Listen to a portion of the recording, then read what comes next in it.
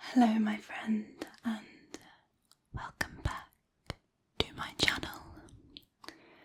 Today's video is just going to be a little tour of my studio and a bit of a guide as to how I set things up. So if you're just a little bit interested in the behind the scenes, or perhaps you're thinking of setting up a channel yourself, I hope this will be of interest to you.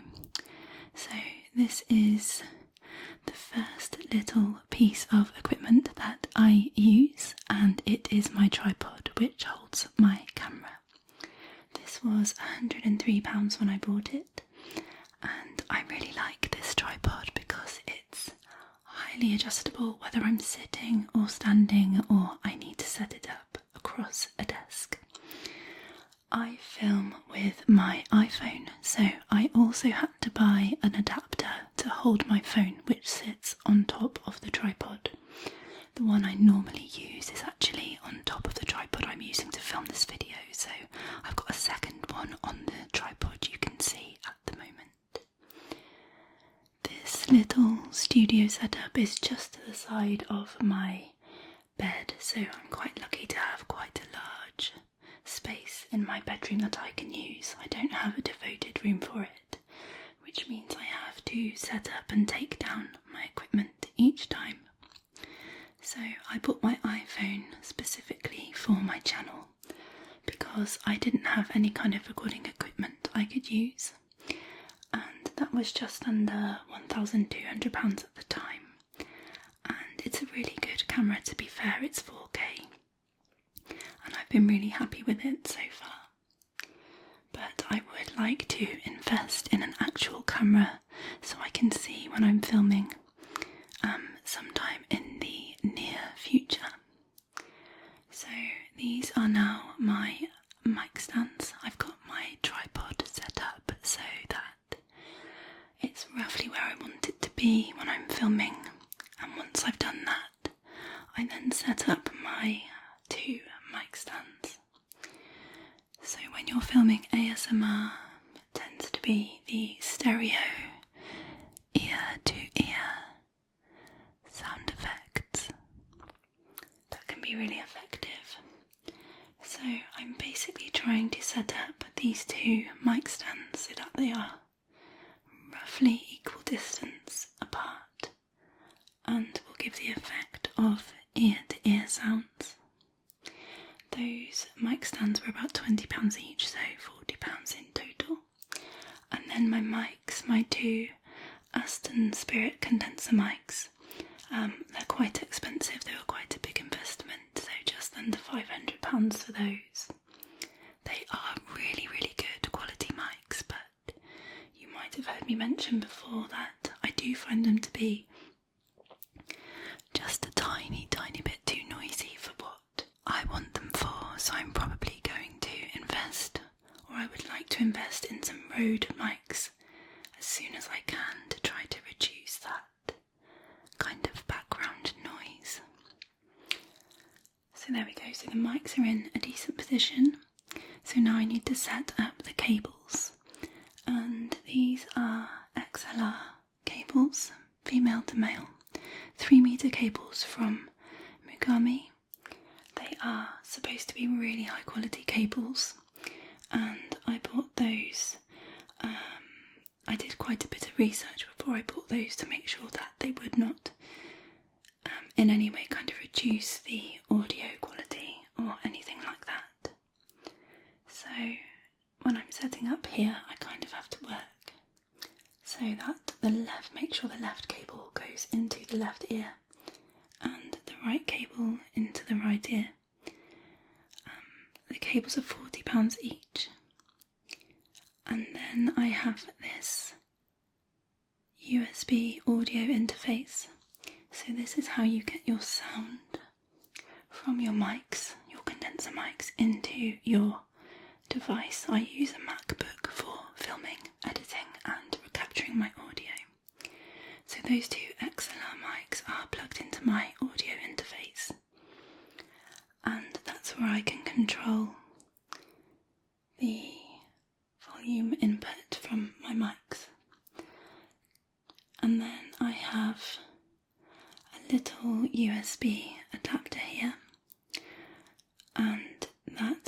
enables me to connect lots of different bits and pieces to my MacBook because that only has 2 USB-C ports in it. So I needed that adapter to be able to connect the interface up.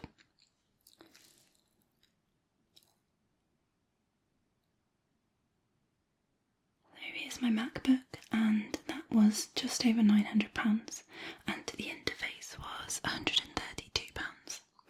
So again, I didn't have anything nearly powerful enough to record or edit with, so the MacBook was a necessary purchase for me.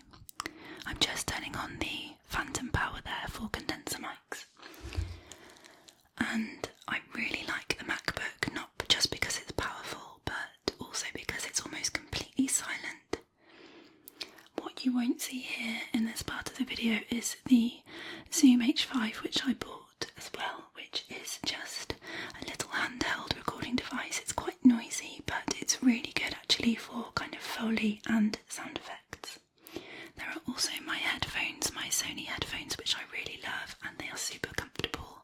And I've done a separate review video of those on my channel. And I also bought an external hard drive because my MacBook has very limited storage, so that one's again got quite a high powered one, and I edit directly off of that little external hard drive. So let's move on to the lighting. So this is a little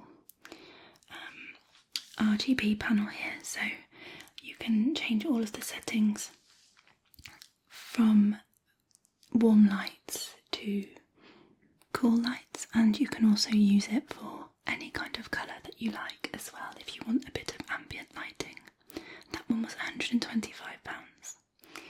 And then I also bought a separate lighting setup, and you can just see the tripod here. That lighting kit that I bought was £165, and it basically has almost everything in it that you need to set up your lighting in your studio. So the frame that you can see in the background that I am hanging those curtains off of came with it, the tripods, and there are a couple of lights. You'll see one of those in a moment. There are some reflective sheets and lots of clips and all sorts of different bits and pieces. So I also felt that it was a really good investment to have everything all in one kit like that. It also comes with 3 backdrops. There is a green one for if you are doing kind of green screens. There is a black one which I've used, you'll probably see in a lot of my videos, and there is a plain white one which I haven't actually used yet.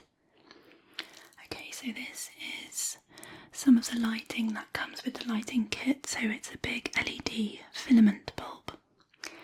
It's not dimmable at all like the panel is, but I tend to move it to and fro, closer and further away from me to control the lighting.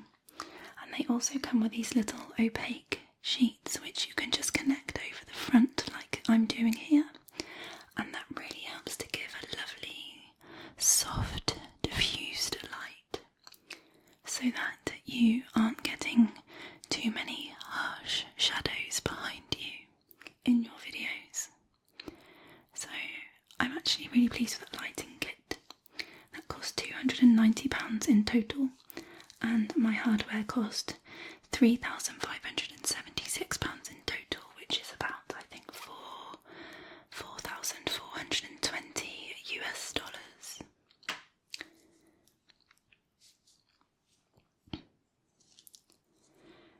So I'm now going to start setting up the background of my video. So I just decide as I go what I'm going to use. These are a couple of the recent lighting effects that I bought, so just some little puck lights that have different colours.